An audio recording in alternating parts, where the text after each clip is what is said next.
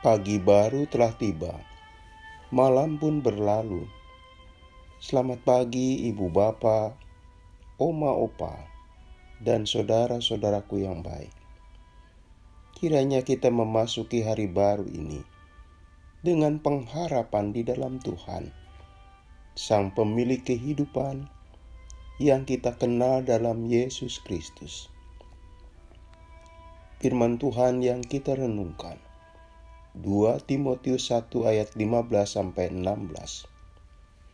Engkau tahu bahwa semua mereka yang di daerah Asia Kecil berpaling daripadaku, termasuk Figelus dan Hermogenes.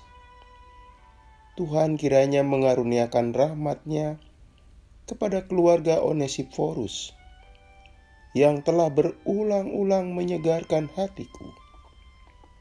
Ia tidak malu menjumpai aku di dalam penjara. Saudaraku, dulu ada sebuah lagu menceritakan tentang penjara. Digambarkan betapa susahnya bagi mereka yang masuk di sana. Penggalan lagu itu menyatakan, masuk gemuk, pulang tinggal tulang.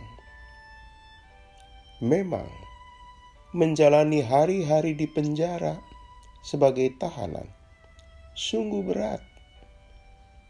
Sebab namanya penjara, di sana tidak ada kebebasan. Hidup dikurung oleh tembok yang tebal dan sempit. Menu makanan pun apa adanya. Kesusahan penjara harus dialami hamba Tuhan yang setia, Rasul Paulus. Karena pemberitaan Injil, dia harus menghuni penjara. Selain kondisi penjara yang jauh dari menyenangkan, dia pun dilupakan oleh orang-orang Kristen lainnya.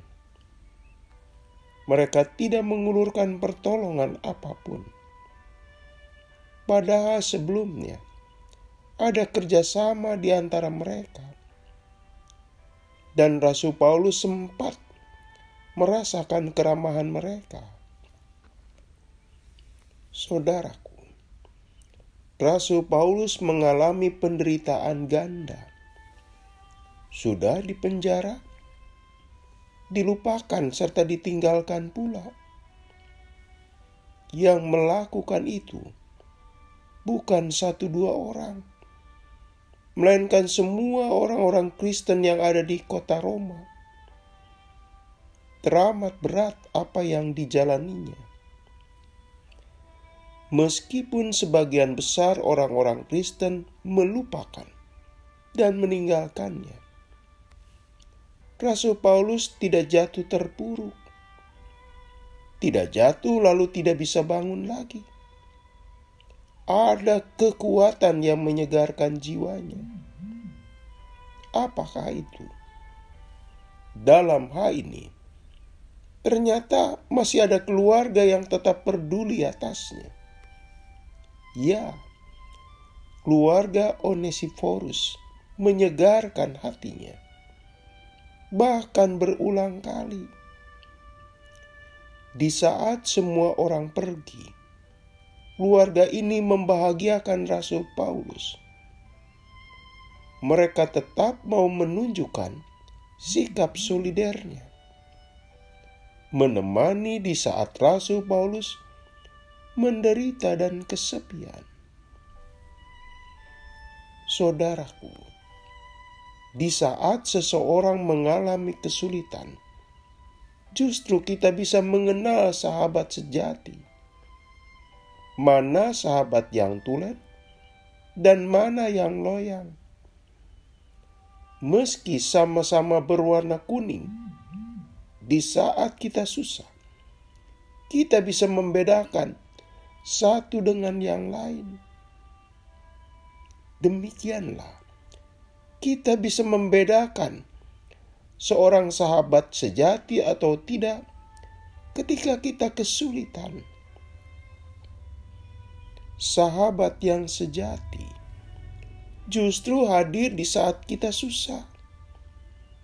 Dia menemani kita. Sikapnya tidak melupakan dan meninggalkan kita, menjadikan kita semangat.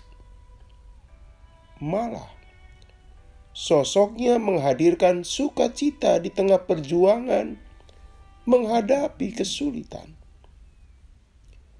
Kehadirannya bagaikan mata air di tengah padang gurun, memberi kesegaran dan menumbuhkan semangat.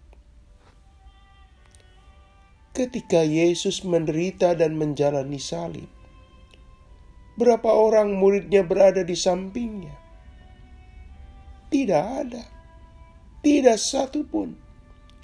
Semua melupakan dan meninggalkannya.